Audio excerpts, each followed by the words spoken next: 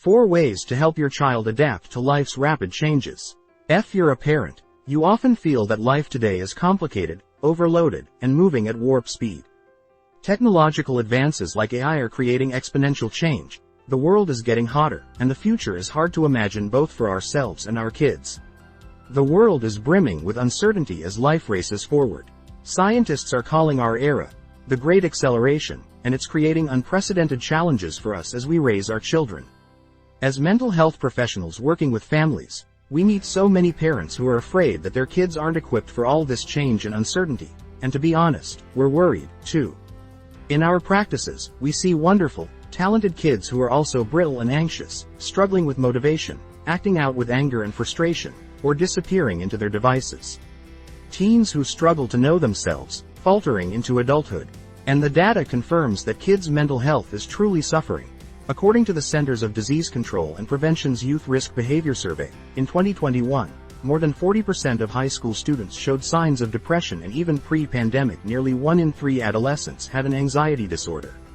Parents want so much to help, but we're stuck in an outdated model for how to do so. Parents of younger kids worry their child will be left behind, or if they aren't ahead of the curve, an early reader, or in the advanced math group. Parents of teens worry they should focus on the right extracurriculars, the right college. But in a time of unprecedented change, being right or ahead shouldn't, and simply can't, be the goal. The goalposts move before kids can ever reach them. Instead of prioritizing pushing our kids ahead, we should be equipping them to stay grounded, able to bend in the wind without breaking. Unafraid of uncertainty, able to cope with tough feelings, not dependent on others for motivation, evaluations, or solutions. Parents' loving but fearful focus on achievement of all kinds, academic, athletic, extracurricular, in the hopes of fueling kids' future success is misplaced. Kids today don't need more achievement, they need more adaptability. Less focus on their IQ and more on their AQ. AQ, or adaptability quotient, is a buzzy new business term, but we believe that intelligence of adaptability is the skill kids most need. Adaptability allows humans to survive and innovate. Uncertainty abounds, and parents struggle to try to have the answers to questions they've never even considered. But our kids don't need answers all the time, or to believe that answers always exist. Our reassurance is hollow anyway. Perhaps, then, the word maybe should be our new parenting mantra. If we can admit when we don't know and learn to be okay with it, it might help them thrive in the maybe, too. Every time our child asks for certainty, we should take a cue from the emoji of the wondering, shrugging lady in the purple shirt. When we parent for adaptability, we are empathetic, supportive, but not overly involved or reactive.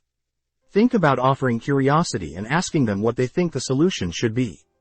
We need to provide kids with the confidence that while we, and they, don't have all the answers, we will still be okay. We can adapt. Sounds good, right? But how do you do it? It's not easy and may require shifting your parenting mindset. It might look like focusing less on physical safety or comfort, and more on what helps kids develop psychological strength.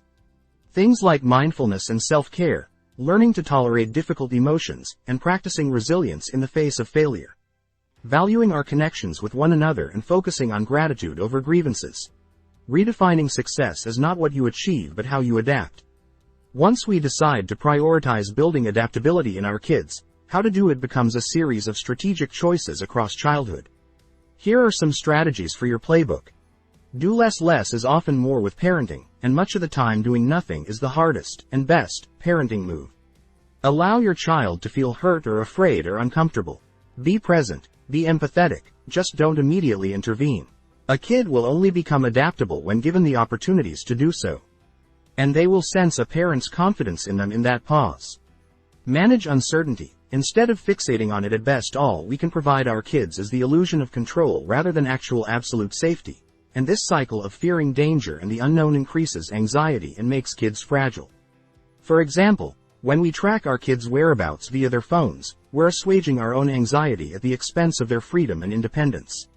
To build adaptability, parents need to equip their kids to manage uncertainty and risk and to express confidence rather than fear.